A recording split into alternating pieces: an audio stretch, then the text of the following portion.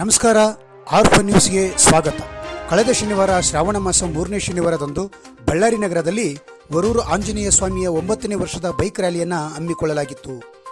ಮೋಕ ರಸ್ತೆಯ ಕೆಇಬಿ ಸರ್ಕಲ್ನಲ್ಲಿ ಸುಮಾರು 4,000ಕ್ಕೂ ಹೆಚ್ಚು ಹನುಮಾನ್ ಭಕ್ತರು ಜೈ ಶ್ರೀರಾಮ್ ಎಂದು ಘೋಷಣೆ ಕೂಗಿದರು.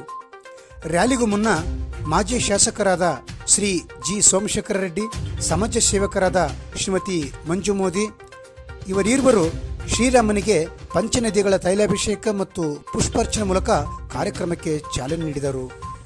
ಈ ಕಾರ್ಯಕ್ರಮದಲ್ಲಿ ಎಸ್ಜಿಟಿ ಸಮೂಹ ಶಿಕ್ಷಣ ಸಂಸ್ಥೆಯ ಅಧ್ಯಕ್ಷರಾದ ಶ್ರೀ ಎಸ್.ಎನ್. ರುದ್ರಪ್ಪ, ಉದ್ಯಮಿಗಳಾದ ಪೋಲೋ ಪ್ರವೀಣ್ ಕುಮಾರ್, ಬಿಜೆಪಿ ಜಿಲ್ಲಾಧ್ಯಕ್ಷರಾದ ಅನಿಲ್ ಕುಮಾರ್ ಮೋಕ, ಪಾಲಿಕೆ ಸದಸ್ಯರಾದ ಸುರೇಖ ಮಲ್ಲನಗೌಡ ಹಾಗೂ ವಿಎಚ್ಪಿ ಮತ್ತು ಹಿಂದೂ ಜಾಗರಣ ವೇದಿಕೆಯ ಮುಖಂಡರು ಅನೇಕ ಗಣ್ಯರು ಈ ಸಂದರ್ಭದಲ್ಲಿ ಉಪಸ್ಥಿತರಿದ್ದರು.